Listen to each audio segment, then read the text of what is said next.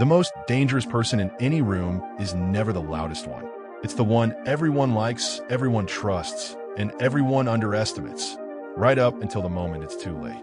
In 1975, one of the most powerful men in Hollywood got destroyed, not by an enemy, but by a friend he promoted.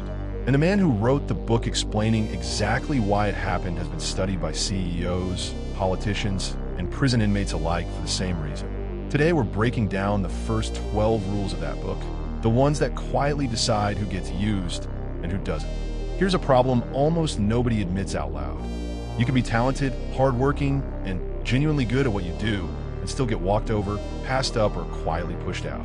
Not because you lack skill, because you never learned the other game being played around you, the invisible one, made of perception, timing, and leverage. Most people think power is about being loud, aggressive, or manipulative in an obvious way. That's wrong. The people who actually hold power rarely look like they're chasing it. They look calm, helpful even. That's exactly what makes them dangerous, and exactly what makes most of us blind to what's happening until we're already outmaneuvered. This is the gap Robert Greene mapped out in the 48 Laws of Power. Not a self-help book, but closer to a field manual built from 3,000 years of history. Empires, courts, wars, betrayals, and the people who mastered the psychology behind all of it. We're not covering all 48 today. We're going deep on the first 12, the laws that govern something every single one of us deals with daily. How people perceive you, how far you could trust them, and how to stop handing your power away without realizing it. By the end of this video, you'll understand why being the best is sometimes the most dangerous position to be in, why your friends can be riskier than your rivals, and why the person who talks the least in a room often controls it. Let's start with a mistake almost everyone makes without knowing it. The danger of being too good, Law 1. Never outshine the master, Law 4. Always say less than necessary. Imagine you just joined a new job. You're sharp, fast, and within 3 months you're solving problems your manager has struggled with for years. You expect a promotion. Instead, you're slowly frozen out of meetings. Nobody tells you why. This happened almost exactly this way to a young advisor in the court of Louis XIV of France, a finance minister named Nicolas Fouquet. Fouquet threw a party so extravagant, so obviously more impressive than anything the king himself could host, that Louis had him arrested weeks later and imprisoned for the rest of his life. Not for corruption, for outshining a king who needed to feel like the sun everyone else orbited. Here's the psychology. Insecurity is far more common at the top than we assume. People with power, bosses, mentors, senior figures, need to feel superior to justify their position, at least a little. When you make someone feel inferior in front of others, you don't inspire admiration. You trigger fear and resentment, even in people who genuinely like you. This is exactly what Greene calls Law 1. Never outshine the master. It doesn't mean hide your talent. It means manage how your talent is perceived. Let your growth make the person above you look good, not threatened. Ask questions you already know the answer to. Give credit publicly, even when you did the heavy lifting. This connects directly to Law 4. Always say less than necessary. The more you explain, justify, or elaborate, the more power you hand away, because words invite scrutiny, disagreement, and exposure. Powerful people are often unremarkable talkers, not because they lack things to say, but because they understand silence reads as control, while over-explaining reads as insecurity. Practically, in your next meeting, cut your explanations by half. Say the conclusion, not the entire reasoning trail. Watch how much more weight your words suddenly carry. But managing how you appear is only half the game. The other half is managing who you let close to you, and this is where most people get blindsided. Why friends are more dangerous than enemies. Law 2. Never put too much trust in friends. Learn to use enemies. Law 7. Get others to do the work, take the credit. Here's an uncomfortable question. Who has hurt you more in your life? A stranger or someone you trusted? For most people, it's the second one, and there's a brutal logic behind it. A friend who works for you often holds back honest feedback to avoid conflict, hides their own resentment when you get ahead of them, and this is the part nobody wants to hear, sometimes secretly wants to see you fail a little just to feel equal again. An enemy, on the other hand, has nothing to hide. Their motives are visible. You know exactly where you stand. History's most famous example of this is Michael III, a Byzantine emperor who promoted his closest friend, Basil, out of pure loyalty and affection. over more qualified rivals. Basil eventually assassinated him and took the throne. The people who destroy us rarely look like villains beforehand. They look like the ones we trusted the most. This is Law 2, and it's not telling you to be cold or paranoid. It's telling you to earn loyalty through performance, not sentiment. A former rival who respects your competence will often go harder for you than a friend coasting on familiarity.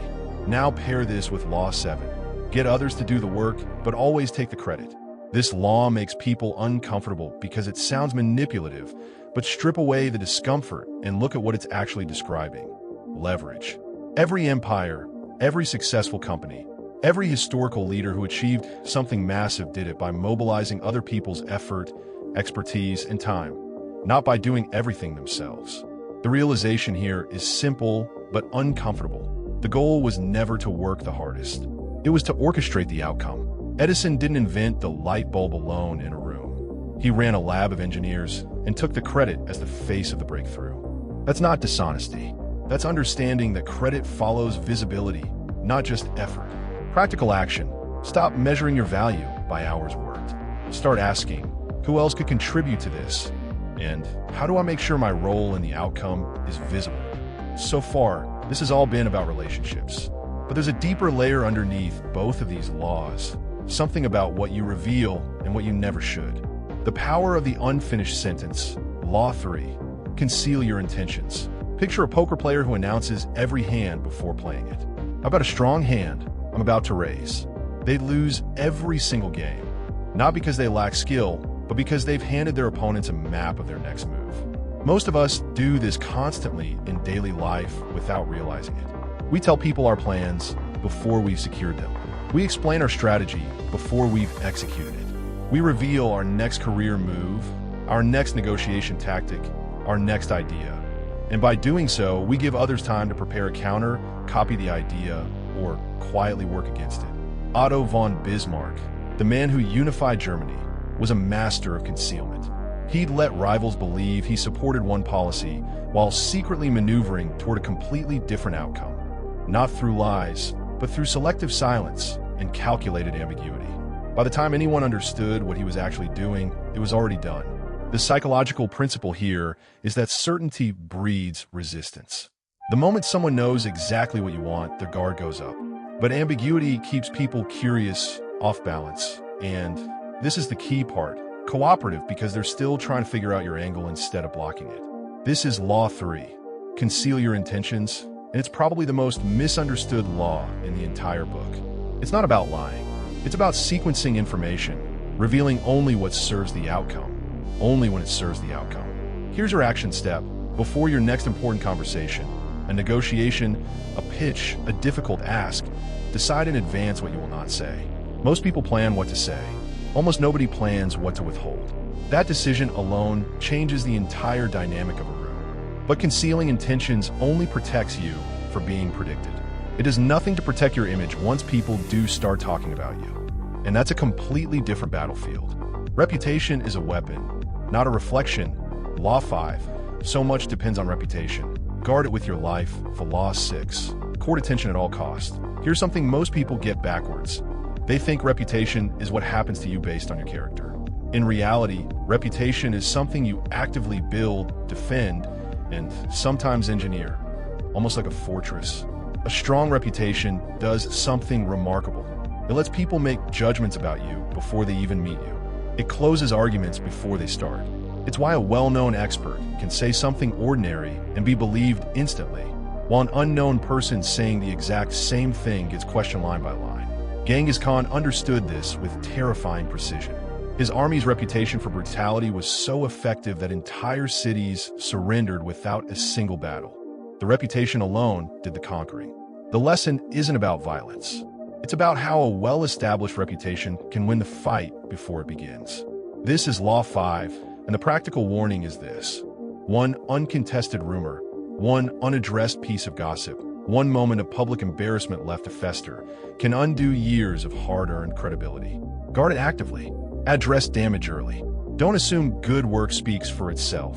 Because in the attention economy, silence about your reputation is often read as confirmation of the worst version of the story. This connects directly to Law 6, court attention at all costs. This law makes people flinch because it sounds like vanity. It isn't. It's a recognition of a cold truth. In a crowded world, being good and unnoticed is functionally the same as not being good at all. Nobody hires the best-kept secret. Salvador Dali understood this. His outrageous public persona wasn't ego for its own sake. It was a deliberate strategy that made his actual artistic talent impossible to ignore in a market flooded with talented painters nobody had heard of. The realization moment here: talent without visibility doesn't get rewarded. It gets replaced by someone louder with half your skill. The action step isn't become a show-off. It's this: pick one channel, a post, a portfolio, a public update, and make your work impossible to overlook by the people who actually decide your opportunities. Now, once people are paying attention to you, the next question becomes, how do you actually move them without pushing? Never win an argument. Win the outcome. Law 8. Make other people come to you. Law 9. Win through actions, never through argument. Think about the last time you truly changed your mind about something important. Was it because someone out-argued you in a debate? Almost certainly not. People rarely change their minds through logic in the moment. They change them slowly, quietly, usually after seeing something with their own eyes. This is exactly why Law 9, win through actions, never through argument, exists. Arguments, even when you're completely right, tend to trigger defensiveness rather than agreement, because you're asking someone to publicly admit they were wrong, and almost nobody enjoys that.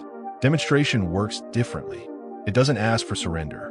It simply shows a better result and lets the observer draw their own conclusion, which, ironically, they'll defend far more fiercely because they think it was their own idea. Pair this with Law 8. Make other people come to you. There's a specific kind of power in being the one who is approached rather than the one doing the approaching. When you chase a deal, a relationship, an opportunity, you signal need, and need quietly erodes your leverage. When you position yourself so the other side has a reason to come to you, the entire negotiation tilts in your favor before a single word is exchanged. This is precisely why great negotiators rarely make the first desperate move. They create conditions, scarcity, curiosity, demonstrated value, that pull the other party toward them. Action step. Next time you're tempted to argue someone into agreement, stop.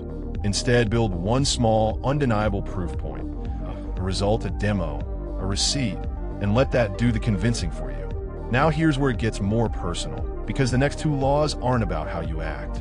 They're about who and what you let into your orbit. Protect your energy like you protect your time. Law 10. Infection. Avoid the unhappy and unlucky. Law 11. Learn to keep people dependent on you. There's a reason this next law makes people uncomfortable. It sounds harsh at first listen. Law 10. Infection. Avoid the unhappy and unlucky. Greene isn't telling you to abandon people who are struggling. He's making an observation grounded in psychology. Chronic negativity, victim mindsets, and self-sabotaging patterns are socially contagious. Spend enough time around someone who's constantly stuck, and their worldview starts quietly reshaping your own. Your ambition dims to match the temperature of the room you're standing in. The action here isn't cruelty, it's discernment. Distinguish between someone going through a hard season, who deserves support, and someone whose entire identity has become the hard season, who needs a boundary instead. Then there's Law 11. Learn to keep others dependent on you. This is one of the most strategically important laws in the entire book, and it explains why some people become nearly impossible to remove from a room. If you're the only one who understands a system, holds the relationship, or can execute the skill, you're not easily replaced, no matter how the politics shift around you. This isn't about hoarding information out of insecurity. It's about recognizing that being needed is a far more durable form of power than simply being liked. Like people get invited to parties. Needed people get kept in a room when hard decisions are made. Practical step. Identify one skill, relationship, or piece of institutional knowledge that only you currently hold. And instead of rushing to hand it off, use it as leverage to negotiate the position, respect, or opportunity you actually want. And this brings us to the final law in today's 12. The one that ties everything together, and the one people misuse most often. The strategic power of selective generosity. Law 12. Use selective honesty and generosity to disarm your victim. Here's the realization moment of this entire video. The most effective manipulators in history were rarely cold or calculating on the surface. They were warm, generous, disarmingly honest at exactly the right moment. Law 12 describes a specific, powerful pattern. One sincere act of honesty or generosity, delivered at the right moment, can dissolve someone's suspicion far more effectively than 10 acts of flattery. Flattery makes people suspicious because they can sense the angle behind it. But a single, seemingly unnecessary act of real generosity, no strings attached, on the surface, lowers people's guard completely because it doesn't fit the pattern of someone trying to extract something from them. This is precisely how skilled negotiators operate. They'll concede one small, genuine point early, something that costs them very little, specifically so the other party lets their guard down for the larger conversation that follows. The uncomfortable truth underneath this law is that trust isn't just earned through consistency. It's often earned through a single, well-timed, disarming moment. Understanding this cuts both ways. It makes you more effective when you use it with integrity and far more alert when you notice someone using it on you. If there's one thread connecting all 12 of these laws, it's this. Power isn't about controlling people. It's about controlling perception, how you're seen, how much is known about you, and how much others need you. Every law we covered today is really the same lesson wearing different clothes. The version of you that people react to is never the full truth of who you are. It's the version you've allowed them to construct. Most people leave that construction entirely to accident. The people who actually hold power in a room never do. So here's what this actually means for you. You don't need to become cold, manipulative, or someone unrecognizable to yourself. What you need is awareness of when you're outshining someone who needed to feel secure, of when you're explaining more than the moment requires, of when you're handing your leverage to someone before you've secured your own position. Pick one law from today, just one, and apply it this week. Maybe it's saying less in your next meeting. Maybe it's holding back your next big plan until it's already in motion. Small, deliberate shifts like that compound faster than people expect. Because here's the final thought worth sitting with. The world doesn't reward the most talented person in the room. It rewards the person who understood the room. And now, 12 laws in, you understand a little more of it than you did 10 minutes ago. If you want the next 12 laws, the ones covering deception, reputation, and how power shifts when things go wrong, that's coming next. Stick around for it.